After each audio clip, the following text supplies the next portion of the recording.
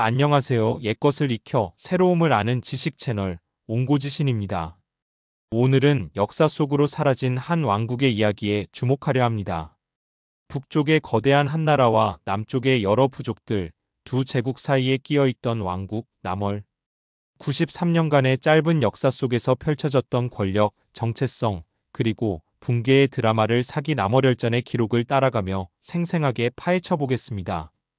남월의 역사는 한민족의 위대한 독립서사시가 아닙니다. 오히려 한족 관료의 기회주의적인 국가 건설 프로젝트에 가깝죠. 바로 창업군주 조타의 이야기입니다. 그의 야망과 정치적 통찰력이 어떻게 거대한 제국의 틈바구니에서 새로운 왕국을 탄생시켰는지 그 역설적인 건국의 비밀을 지금부터 살펴보겠습니다. 이 이야기는 중국을 최초로 통일한 진나라에서 시작됩니다. 진나라가 남방의 월족 땅을 정복하고 군현을 설치하자 북방 출신의 군관 조타는 이곳 남해군으로 파견됩니다. 하지만 영원할 것 같던 진나라는 반란의 불길 속에서 무너져 내립니다. 기원전 208년 혼란의 시대가 도래하자 남해군이 이묘는 죽음을 앞두고 조타에게 자신의 권한을 넘기며 독립의 기회를 잡으라 조언합니다. 조타는 기회를 놓치지 않았습니다. 그는 진나라가 임명한 관료들을 숙청하고 국경을 봉쇄하며 남방에 대한 지배력을 다졌고 마침내 기원전 203년 스스로 남월무왕이라 칭하며 새로운 왕국의 탄생을 선포합니다. 71년에 달하는 조타의 통치는 한마디로 정치적 현실주의의 극치였습니다. 그는 새로 건국된 한나라를 상대로 교활한 이중 정책을 펼칩니다. 밖으로는 한나라 황제에게 신하를 자처하며 남월왕이라는 칭호를 받아들여 명목상 제후가 되었습니다. 하지만 자신의 왕국 안에서는 황제처럼 군림했죠. 바로 외왕내제, 밖에서는 왕, 안에서는 황제라는 전략입니다. 이 전략은 한나라 여우가 철기 교역을 금지하며 남월을 압박했을 때 명확히 드러납니다. 조타는 공개적으로 황제의 칭호를 사용하며 한나라 국경을 공격하는 것으로 맞섰습니다. 하지만 회유적인 성향의 문제가 직위하여 화해의 손길을 내밀자 그는 언제 그랬냐는 듯 황제의 칭호를 버리고 다시 제후의 지위로 돌아가 평화와 교역의 실리를 챙겼습니다. 그는 왕국의 생존을 위해 언제 고개를 숙여야 하고 언제 당당히 맞서야 하는지를 정확히 아는 노련한 정치가였습니다. 하지만 조타가 세운 남월은 태생부터 결정적인 약점을 안고 있었습니다. 바로 소수의 한족 지배 엘리트가 다수의 토착월족을 다스리는 구조였죠.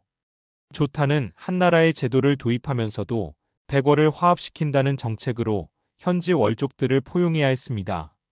이 섬세한 균형은 조타와 같이 강력하고 두 문화를 이해하는 지도자만이 유지할 수 있었습니다. 그의 사후 리더십이 약화되자 이 잠재된 민족적, 문화적 갈등은 시한폭탄처럼 왕국의 붕괴를 향해 달려가기 시작합니다. 이제 남월의 마지막을 장식한 비극의 주인공, 여가를 만나볼 시간입니다. 그는 남월을 지키려 했던 충신이었지만 역설적으로 그의 충성심이 국가의 파멸을 재촉하게 됩니다. 그는 과연 수호자였을까요? 아니면 파괴자였을까요? 여가는 단순한 고위 관료가 아니었습니다. 그의 가문은 3대에 걸쳐 남월을 섬겼고 70명이 넘는 일족이 고위직을 차지한 강력한 토착 세력이었습니다. 그는 백성들의 존경과 충성을 한몸에 받았으며 군사와 행정을 장악해 사실상 왕권을 능가하는 힘을 가진 인물이었습니다. 그는 남월의 자치권을 상징하는 토착주의파의 실질적인 지도자였습니다. 왕국의 마지막 위기는 어린 왕 조응과 그의 어머니 규씨 왕태우의 등장으로 시작됩니다. 한족 출신이었던 왕태우는 과거 한나라 관리였던 안국소계와 연인 관계였습니다. 한무제가 안국소계를 사신으로 보내자 둘의 관계는 다시 불타올랐고 옛 연인의 영향 아래 왕태우는 남월의 독립을 포기하고 한나라에 복속할 것을 공격적으로 밀어붙입니다. 이는 남월의 자치권을 목숨처럼 여기던 여가의 격렬한 반대에 부딪혔고 왕국은 친한파와 토착주의파로 완전히 분열되어 내전 직전의 상황으로 치닫습니다. 긴장은 암살 시도로 폭발합니다.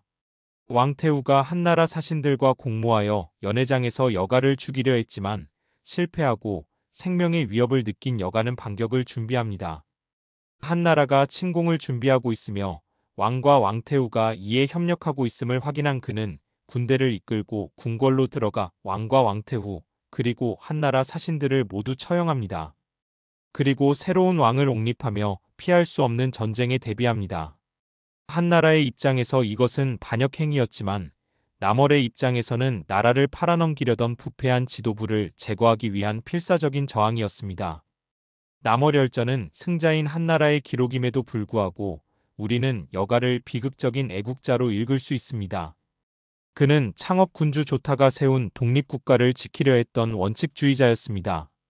그의 행동은 자기 보존을 위한 것이기도 했지만 근본적으로는 외세에 나라를 넘기려는 궁정에 맞선 국가 수호자의 마지막 저항이었습니다. 그는 가망 없는 전쟁을 택했고 그의 충성심은 역설적으로 남월의 비극적인 종말을 앞당기는 결과를 낳고 말았습니다. 이제 시야를 넓혀 남월과 한나라, 두 나라 사이에 험난했던 관계의 역사를 살펴보겠습니다. 이 관계는 양국 통치자의 성향과 제국의 지정학적 야망에 따라 어떻게 출렁였을까요? 초기 한나라는 내부 안정에 집중하느라 남쪽까지 신경 쓸 여력이 없었습니다. 고조와 문제는 남월의 명목상 복종을 대가로 실질적인 독립을 인정하며 교역을 통한 실용적 공종관계를 유지했습니다. 하지만 여우가 섭정이 되자 평화는 깨집니다. 그녀는 남월에 대한 철기 수출을 금지하는 치명적인 조치를 내렸고 이는 남월의 생존을 위협하는 적대 행위였습니다. 조타는 황제라 칭하며 맞섰고 양국 관계는 전쟁 직전의 상황까지 치달았습니다. 결정적인 변화는 한무제의 등장이었습니다. 그의 시대에 한나라는 팽창주의 외교 정책으로 전환했고 마침 남월에서 일어난 여가의 쿠데타는 개입을 위한 완벽한 구실을 제공했습니다. 무제는 대규모 침공군을 파견했고 기원전 111년 93년간 존속했던 남월은 역사의 뒤안길로 사라지고 맙니다. 사실 남월 정복은 단순한 보복 그 이상이었습니다. 이는 북방의 주적인 흉노를 견제하고 제국의 국경을 안정시키려는 한무제의 거대한 전략의 일부였습니다. 독립적인 남월은 한나라의 남쪽 측면을 위협하는 잠재적 불안 요소였죠. 남월을 정복함으로써 무제는 남쪽의 위협을 제거하고 귀중한 자원과 해상 무역로를 확보할 수 있었습니다. 결국 남월의 운명은 한 제국의 더 큰 지정학적 필요에 의해 결정된 것이었습니다. 이 연대표를 보면 남월과 한나라의 관계 변화를 한눈에 알 수 있습니다. 조타 시대의 아슬아슬한 균형에서 시작해 그의 후계자들 때에 이르러 한나라의 영향력은 점점 커져만 갔고 결국 마지막 왕대에 이르러 공개적인 반란과 정복으로 비극적인 끝을 맺게 됩니다. 남월열전은 유명한 고사성어를 남기지는 않았습니다.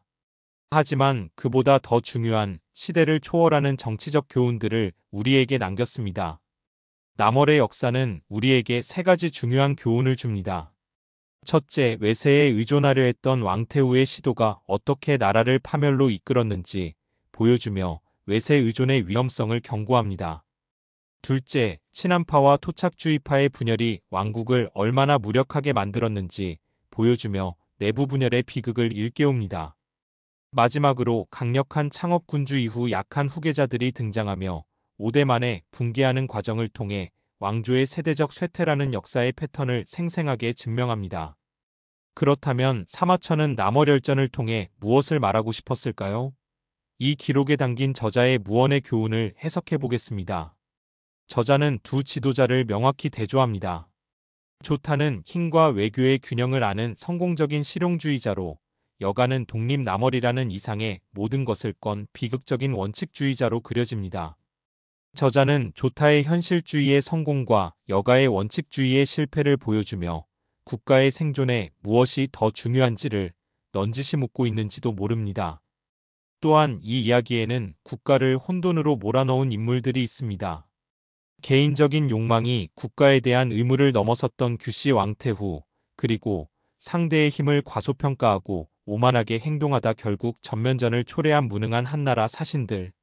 이들의 실패는 지도자의 도덕성과 능력이 국가의 운명에 얼마나 결정적인 영향을 미치는지 보여줍니다. 결론적으로 남월열전은 한나라의 제국적 팽창을 정당화하는 강력한 역사서사로 읽힐 수 있습니다. 이 기록은 남월 궁정 내부의 쇠퇴, 혼란, 도덕적 부패를 꼼꼼하게 보여줌으로써 한무제의 정복이 단순한 침략이 아니라 혼란스러운 지역의 질서를 회복하는 정의로운 평정이었음을 주장합니다.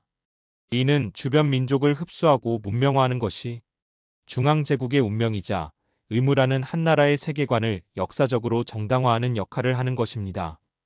오늘은 제국의 틈바구니에서 생존하려 했던 왕국, 남월의 흥망성쇠를 통해 권력의 속성과 역사의 교훈을 되짚어 보았습니다.